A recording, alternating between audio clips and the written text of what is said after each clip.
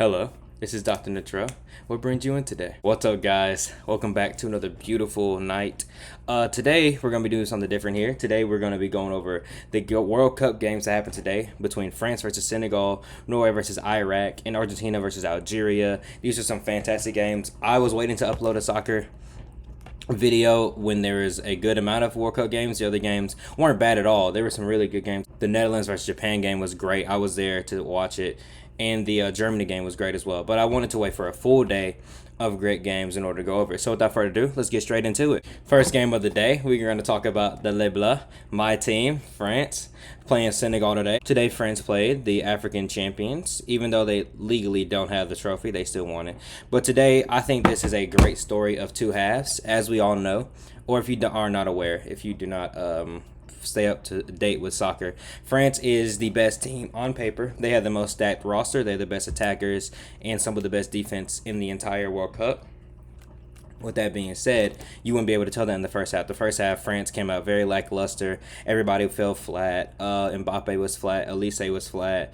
Everybody was there who was flat except for Upamecano. I want to give a massive shout out to Upamecano. In my opinion, he was a man of the match. Even though Mbappe got 2 goals later on, man of the match for me. He was everywhere. If I'm not mistaken, Upamecano played the entire game, had 88% pass accuracy. He had 6 tackles this entire game. He had a block, 1 clearance. He had 5 recoveries, 3 interceptions. He was phenomenal today. In my opinion, he was France's best player, even though obviously ALLEZ and Mbappe came in clutch to give us the points. But what a defender, man. What a talent. I wish Madrid could have picked him up, but it's all good. He signed another deal with Bayern. It is what it is. But yeah, the first half, France fell flat. Senegal was killing us. Senegal is a really good team too. Let's not get it twisted. I know you may not have known any of their players or anything, but fantastic team. They are the African champions. They came to play in the first half. They were playing their low block and a counter attack. And I keep forgetting, people don't watch soccer, so I gotta explain this. A low block is essentially when all 11 of their players are defending and waiting for France to make a mistake, and then they all, or 4 players, will go for a counter. They all push up, right? And they were getting easy clearance in the first half, easy shots on goal. Magnon made some good saves in the first half, and our defense was just lackluster. Constant balls over top. Senegal players are pretty fast. They were getting past Teo Hernandez, getting past Saliba, getting past Koundé, but they couldn't get past Upamecano, so shout out to him once again. Now let's segue into the second half where all the fun begins. Second half, man, 4 goals, 3 to France, 1 to Senegal. But second half was, wow, the French team really awakened, and I believe they awakened because what France did in the friendlies last year is they had ALLEZ as a cam instead of a winger, and him being able to create changed the entire game for us. Second half, Didier Deschamps put him in the cam spot, which allowed him to give creation. Because if you look at our midfield already, Chouameni and Rabiot are more box-to-box guys. They're not going to create chances. They're not going to build up play, right? Chouameni's a defender. Rabiot is used more of a Swiss Army knife. He'll defend, he'll get the ball, he'll recover, he'll make a pass. He actually made the pass to Barcola, who got us our second goal after our first goal with Mbappe. ALLEZ straight through the back line, right to Mbappe for a little tap-in. Beautiful goal. Barcola subs on for Dembele. Dembele didn't have the best game, which is becoming a theme with him with the French team, but I'm not worried about it. Dembele is a phenomenal Ballon d'Or level player, so I feel like he'll be ready to recover from this and be back. But ALLEZ passed through Mbappe, goal. Second goal, Barcola was an assist by Rabiot, just passing it right through their back line. Barcola is one of our fastest players. He usually can't finish as well. Barcola in basketball terms is, imagine a player can do everything. He can dribble. He has flair. He has this, that, and third. He's the fastest guy to ever dribble with the ball. He can't finish at the damn rim. That is basically what Barcola is. Barcola will miss tap-ins, easy headers, easy things like that. But today he made his chip over the goalkeeper, got us our second goal, and that brings us to the third goal. Mbappe, 40 yards out, banger, top left bins, right around the goalkeeper, does his little celly.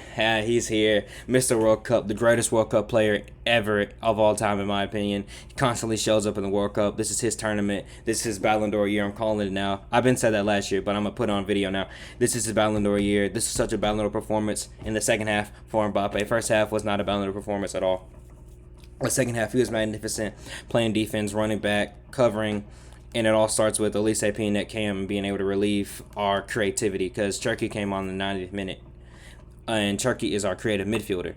and he couldn't be subbed on yet because Didier Deschamps, I guess, doesn't like him or something.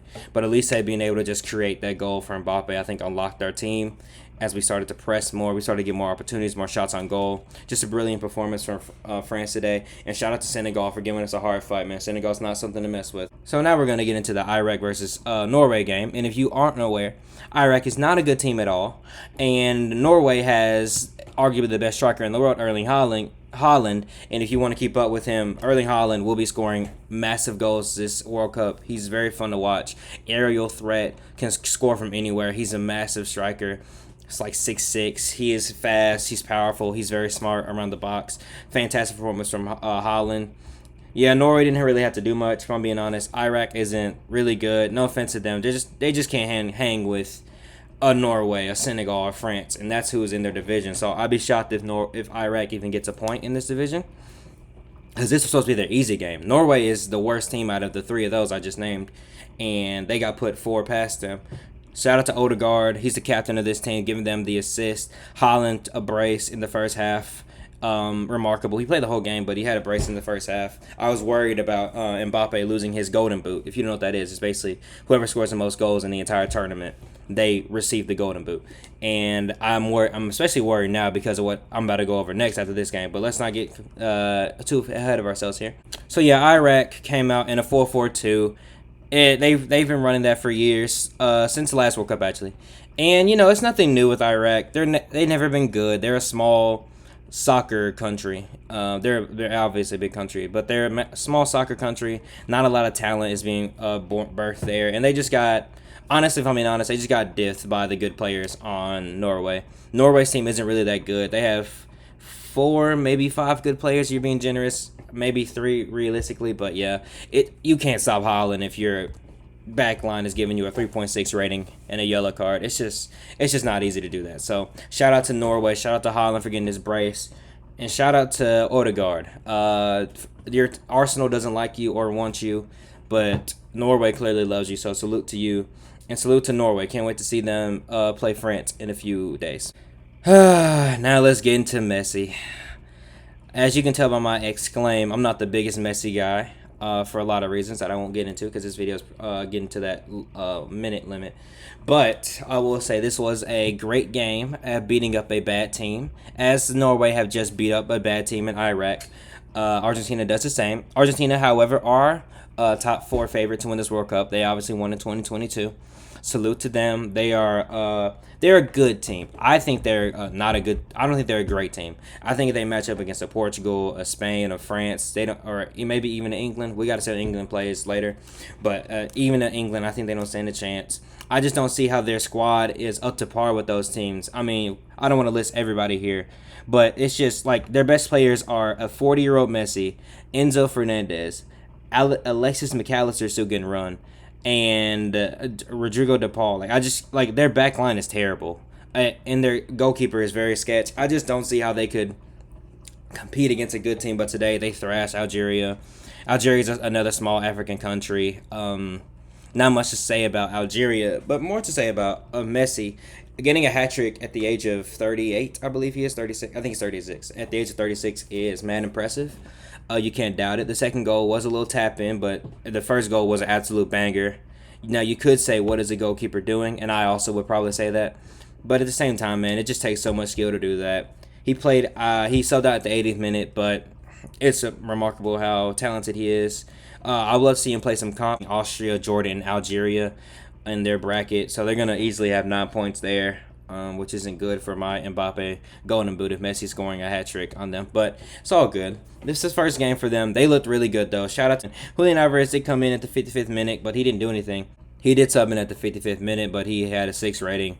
If you know what that means, 6 rating is basically, that's what you start off with. If you play in the game and you start off with a 6 rating. So basically he did nothing for 35 minutes. But that's all good. He'll have his moment. Hopefully not against anybody good, because that would really deflate what I just said about their team. But yeah, man, I mean, they thrashed a bad Algeria team. No one is shocked by this outcome. Algeria's not comp or anything. You know what I mean? Argentina is a very good team. France is a very good team. Norway is a very good team. Today was a battle of ass whoopings. However, it led to a slate of great games. Got to see France 3-1 Senegal, Norway 4-1 Iraq, and Argentina 3-0 Algeria. Oh yeah, but those are my thoughts for these games so far. I will say though, shout out to Upamecano, man. Other than Messi, he just had a hat trick today. Other than Messi, man, he's my player of the day. Upamecano just playing defense, saving France from getting embarrassed by Senegal. Senegal was through constantly, which is an issue, which is really shouldn't be a problem. We got Saliba and Upamecano back there. There's two of the top 3 center backs in the world, so it's really baffling how that happened a lot of times. But it's okay. It's okay because Upamecano saved us. Shout out to him, and shout out to Messi for getting his hat trick. We'll see how much that continues when you play some comp. Alright, with all that being said, guys, hope you enjoyed the little rundown of these games. I'm going to be forcing myself to make videos. I wanted to make a video today because France played, but then I just said, I'll just wait for the rest of the games. And it delivered. These are great games to watch. If you are watching this video and you don't watch soccer, first of all, thank you. That's real love. But if you are watching this video, you don't watch soccer, I highly recommend you get into it, man. World Cup is only here once every 4 years. It's really fun to watch. These are some fantastic teams you're watching.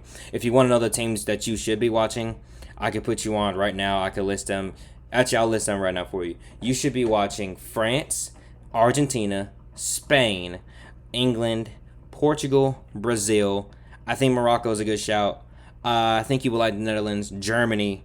I think you like USA, obviously. Japan is really fun to watch. Let me get some. South Korea is really good. And, Norway is really good to watch. And I think that's about it. But there's talent everywhere in the world. But those are the main teams I think I would recommend watching if you want to get into the World Cup. Those are the main teams I would recommend watching. They are all very fun teams to watch. All have big name players. Obviously, there are more big name players, but those teams are more lackluster. These are like really great teams. So I highly recommend that you get into the World Cup. It is really fun. Try to not miss out. It'll be over before you know it, sadly. So try to get in there while you can. So with all that being said, man, hope you have a blessed day. Hope you continue to pray, man. Keep up with your faith. Keep up with what you want to do in life, your goals, X, Y, Z. Remember, it's always crazy until it's done. Whatever you want to accomplish in life, man, keep working hard to it. And when you have it, you'll feel so accomplished and you'll feel great about yourself. And that's really what it's all about. At the end of the day, it's you versus you. So make sure you keep that in mind. Try not to please other people, but please yourself. Don't forget to like, subscribe, comment, and share this video. Hopefully it gets out to more viewers. Hopefully we can grow this channel. And with all that being said, this has been Dr. Natrell, and you can schedule your next appointment at the front desk.